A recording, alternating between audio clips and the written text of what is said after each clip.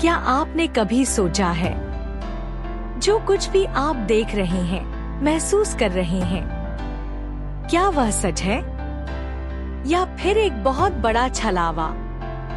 हम सभी मुक्ति और शांति की तलाश में ऊंचाइयों को छूना चाहते हैं, लेकिन जैसे ही हम एक कदम ऊपर उठाते हैं, कोई अदृश्य शक्ति हमें वापस नीचे खींच लेती है। यह शक्ति क्या है? इसे कहते हैं माया। माया एक ऐसा रहस्य जो दिखता बहुत स्पष्ट है, लेकिन जिसके परिणाम कोई नहीं जानता।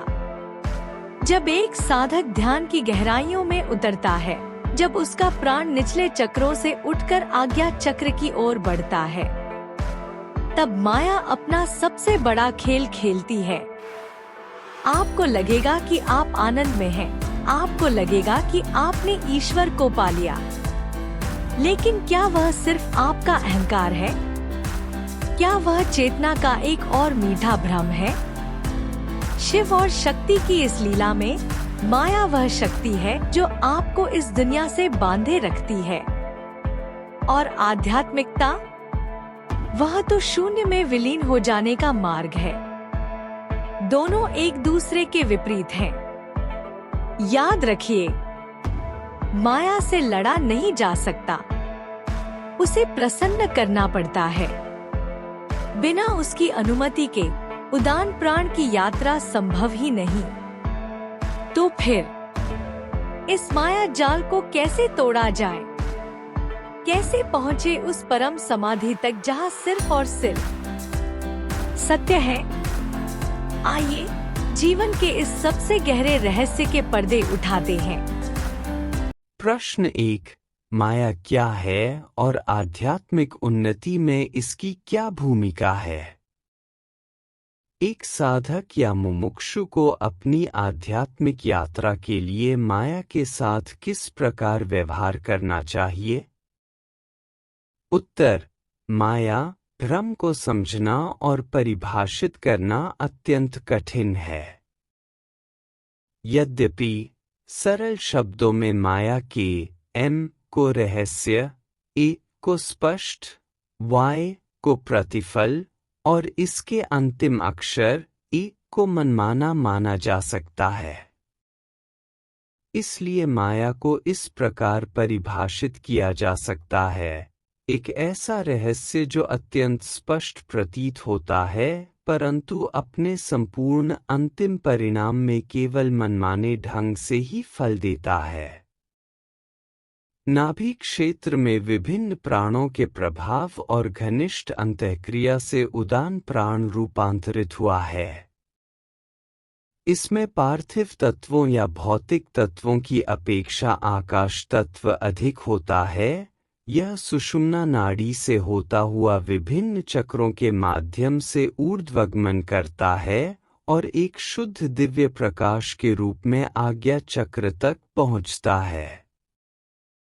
सही क्रिया योग अभ्यास के वर्षों के पश्चात आकांक्षी या साधक का संपूर्ण भौतिक तंत्र आध्यात्मिक रूप से चुंबकित हो जाता है। तंत्र में उदान प्राण का आरोहण चेतना के साथ होता है। प्राण के आरोहण की यह चेतना ही माया है।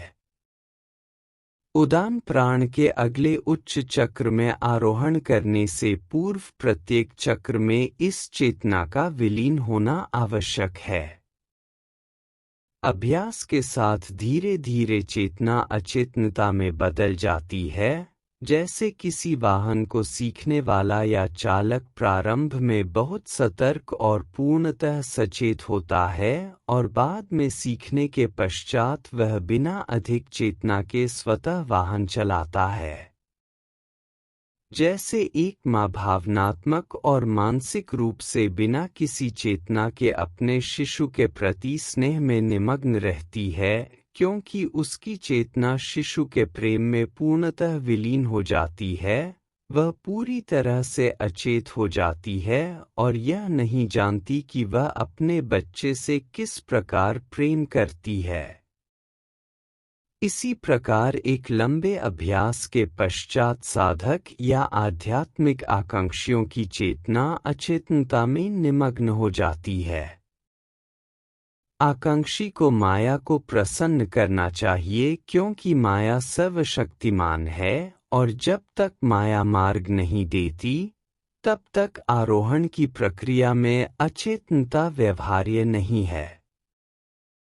चेतना इस प्रकार कार्य करती है मानो साधक या आध्यात्मिक आकांक्षी स्वप्न में दुग्ध पी रहा हो। ऐसा प्रतीत होता है मानो वह दुग्ध का आनंद लेते हुए आनंदमय अवस्था में है, परंतु स्वप्न में कोई दूध नहीं होता। यह सब भ्रम या माया है। व्यक्ति दुग्ध का आनंद तब ले सकता है जब वह जागृत अवस्था में हो और वास्तव में दुग्ध पी रहा हो। इसका अर्थ यह है कि व्यक्ति को गतिविधि में पूरी तरह से निमग्न होना चाहिए और किसी भी प्रकार का अचेतन विचार भी उसे विचलित नहीं करना चाहिए। तभी वह उस परमानंद का आनंद ले सकता है जिसका वह वर्णन नहीं कर सकता। पृथकता की भावना को निरंतर प्रदर्शित करने के लिए चेतना उत्पन्न करना माया का एक विश्वासघात है। यह माया का छल है कि उदान प्राण के आरोहण के दौरान चेतना स्वतः ही उमड़ पड़ती है। यह भ्रम के अतिरिक्त और कुछ नहीं है। जैसे ही कोई क्षैतिज मार्ग से ऊर्ध्वगामी मार्ग की ओर आरोहण करना चाहता है, माया सबसे बड़े संभावित भ्रम की चालें चलती है। क्षैतिज धरातल पर माया शिव और शक्ति की लीला है। माया ऐसा आचरण करती है मानो वह कोई दिव्य खेल खेल रही हो। चेतना को ब्रह्मांडीय ऊर्जा के रूप में प्रदर्शित किया जाता है और यह एक विशाल बल के साथ परम सत्ता में आत्मा के विलय का विरोध करती है। शक्ति या ऊर्जा स्वयं को शिव के रूप में प्रदर्शित कर सकती है क्योंकि शिव और शक्ति विपरीत ध्रुवों की द्वंद्वात्मक संभावनाएं हैं। सर्वशक्तिमान या ईश्वर ने माया की रचना की है। माया ब्रह्मा का अंश है। यह सृष्टि या संसार माया की लीला है और दूसरे शब्दों में यह ब्रह्मा का खेल है। ब्रह्मा और माया दोनों एक ही सत्य के द्वंद्वात्मक रूप से विपरीत ध्रुव है। इस संसार की रचना ब्रह्मा द्वारा की गई है। ब्रह्मा माया है, इसलिए माया को इस सृष्टि या संसार की रक्षा करनी होती है। माया क्षैतिज गतिविधियों का राजा है, जबकि आध्यात्मिकता परम सत्ता में विलीन होने के लिए ऊर्ध्वगामी आरोहण है। माया और आध्यात्मिकता दोनों एक दूसरे के द्वंद्वात्मक रूप से विपरीत हैं। यदि साधक ऊर्ध्वगामी यात्रा करता है तो यह माया के विरुद्ध है। वह माया के लिए एक विद्रोही है, इसलिए माया उसकी ऊर्ध्वगामी यात्रा के मार्ग में सभी प्रकार के प्रतिरोध उत्पन्न करेगी। माया साधक की ऊर्ध्वगामी यात्रा को सहन नहीं कर सकती और साधक को अपना साम्राज्य छोड़ने की अनुमति देना उसकी प्रकृति के विरुद्ध है। माया उसे पीछे धकेलने का प्रयास करती है, उसे पथभ्रष्ट करती है क्योंकि माया अत्यंत शक्तिशाली है।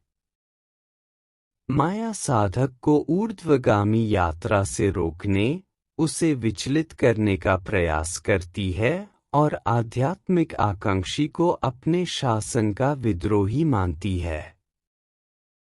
माया क्षैतिज धरातल पर साधक के लिए सभी प्रकार के कष्ट उत्पन्न करती है।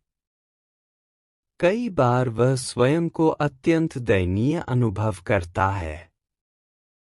ईश्वर ने माया की रचना की है। माया ने अपने सुख या आनंद के लिए ब्रह्मा की लीला के रूप में शून्यता से एकत्व और फिर अनेकता तक अपनी भूमिका प्रारंभ की। बच्चा सरल, ईश्वरीय और अपने खेल में पूर्णतः निमग्न होने के कारण सदैव अपनी गतिविधियों से अनजान रहता है।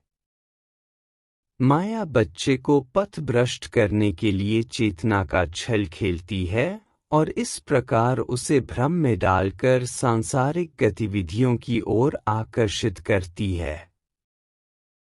वास्तव में माया ईश्वर से भिन्न नहीं है। माया आधार है और यह अनेक रूपों में प्रकट होती है, जबकि ईश्वर माया के द्वंद्वात्मक रूप से विपरीत होने के कारण अप्रकट, पूर्ण और पूरी तरह से सत्व गुण से परिपूर्ण है। अपनी अप्रकट अवस्था के कारण वह अचेत है और सभी दुर्गुणों से दूर है। इसके विपरीत माया सत्व, रजस और तमस गुणों का संयोजन है। यह निराकार एकत्व चेतना है और ईश्वर का ही अंश होने के बावजूद अप्रकट ईश्वर के द्वंद्वात्मक रूप से विपरीत है। माया एक जीवंत, ऊर्जित प्रकट शक्ति या ऊर्जा है और यह ब्रह्मांडीय ऊर्जा का एक भाग है। माया के रूप में ब्रह्मा पूर्णतः सचेत अवस्था में है, जबकि ब्रह्मा के रूप में माया ईश्वर के अधिक निकट है और अस्तित्व की अचेत अवस्था में है। स्वप्न अवस्था एक सूक्ष्म माया अवस्था है जहाँ व्यक्ति स्वयं को चेतना की अवस्था में होने के कारण परमानंद की अवस्था में समझता है, परंतु जब वह स्वप्न अवस्था से जागता है तो वह स्वयं को परमानंद के आसपास भी नहीं पाता। कुला से अकुला चक्रों तक साधक को चिदाकाश में आरोहण करने के लिए चेतना को त्याग देना चाहिए, अन्यथा माया अत्यंत शक्तिशाली होने के कारण उसे विकास के उच्चतर स्तर से वापस नीचे गिरा सकती है। उदान प्राण को निचले चक्रों से उच्च चक्रों में शीघ्रता से ले जाने का कोई अर्थ नहीं है। व्यक्ति को चेतना से अचेतन अवस्था तक प्रत्येक चक्र को पार करना चाहिए। स्वाधिष्ठान में मनुष्य की संपूर्ण अतीत की लालसाओं को पूर्ण किया जाना चाहिए। मूलाधार में पाश्विक या मूल इच्छाओं को समझा, भोगा या पूर्ण किया जाना चाहिए। मणिपुर में मणि के समान शुद्ध प्रकाश प्रकट होना चाहिए और दहारा या अनाहत चक्र में प्राण को आत्म प्रकाश से प्रकाशित होना चाहिए। आज्ञा चक्र से पूर्व मुख्य या उदान प्राण को दिव्य प्रकाश में परिवर्तित हो जाना चाहिए। अन्यथा बिना किसी आध्यात्मिक विकास के प्राण मस्तिष्क केंद्र को केवल प्राणवायु की आपूर्ति करेगा। यदि मुख्य प्राण विशुद्धि और लंबिका चक्रों को पार करने के पश्चात पूर्णतः दिव्य प्रकाश में परिवर्तित नहीं हुआ है, तो जैव आध्यात्मिक परमाणु आज्ञा चक्र पर एकत्रित नहीं हो सकते।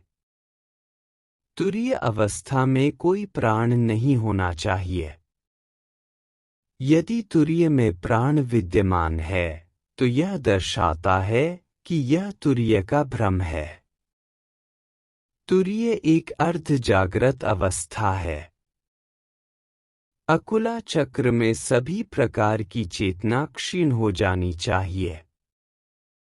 प्रकाश के चिदाकाश में आगे आरोहण करने से पूर्व तुरीय के साथ साथ सुषुप्ति अवस्था को पूर्णता प्राप्त करनी चाहिए। यह समझा जाना चाहिए कि कुंडलिनी स्वयं 3.5 इंच की कुंडलियों के साथ मूलाधार में समाधि की अवस्था में होती है। एक साधक आध्यात्मिक अभ्यासों के द्वारा उच्चतर विकास के लिए इसे जागृत कर सकता है। केवल मणिपुर में कुंडलिनी शांत होती है और धारा चक्र में आगे आरोहण करने से पूर्व यह 72,000 नाड़ियों में प्राणिक ऊर्जा भेज सकती है। सर्वशक्तिमान की कृपा के बिना किसी को भी पूर्ण शांति प्राप्त नहीं होती। कोई व्यक्ति समाधि जैसी अवस्था में हो सकता है, परंतु उनके आशीर्वाद के बिना वास्तविक समाधि में नहीं। जब उदान प्राण के आरोहण के पश्चात व्यष्टि अर्थात सूक्ष्म ब्रह्मांड या शरीर स्वयं प्रकाश बन जाता है, केवल तभी कोई समाधि में प्रवेश कर सकता है। यह पूर्णतः केवल प्राण पर निर्भर नहीं करता। यह उनकी या सर्वशक्तिमान की इच्छा और कृपा है। व्यापक रूप से यह कहा जा सकता है कि योग संध्या है और ध्यान सिद्धि है। समय, स्थान और चेतना एक सातत्य हैं और केवल समाधि ही सूक्ष्म अहंकार को दूर कर सकती है। इस संसार में कोई भी माया से ऊपर नहीं है। माया को प्रसन्न किए बिना कोई भी ऊर्ध्वगामी यात्रा में प्रगति नहीं कर सकता। श्वास भी माया है। श्वास की दया और उसकी कृपा से ही ऊर्ध्वगामी यात्रा की जा सकती है। ज्ञान सहायक है, परंतु माया की दया के बिना ऊर्ध्वगामी यात्रा में कोई प्रगति नहीं की जा सकती। आध्यात्मिकता में सफलता की तुलना में विफलता की संभावनाएं अधिक हैं, क्योंकि क्षैतिज संसार के सभी दुर्गुण जिनमें काम, क्रोध, लोभ, अहंकार, ममता या आसक्ति सम्मिलित हैं, किसी भी समय साधक को धोखा दे सकते हैं और उसे बार बार सांसारिक संसार में वापस धकेला जा सकता है। माया की दया और सर्वशक्तिमान की कृपा से व्यक्ति को चेतना के साथ रहने के लिए प्रत्येक श्वास में मौन का पालन करना चाहिए। मौन में रहने और चेतना में स्थित होने के लिए जप सहायक हो सकता है। संक्षेप में, आध्यात्मिक विकास के लिए एक साधक को माया, सर्वशक्तिमान, गुरु और अपनी स्वयं की प्रार्थनाओं तथा भक्ति की कृपा की अपेक्षा करनी चाहिए और अंततः परम सत्ता की दया की। यद्यपि उनकी या सर्वशक्तिमान के अपने आशीर्वाद के बिना अभी भी किसी भी प्रकार की कोई निश्चितता नहीं है। ये विधियां और साधन व्यर्थ हैं यदि वह सर्वशक्तिमान अपने द्वार नहीं खोलना चाहते।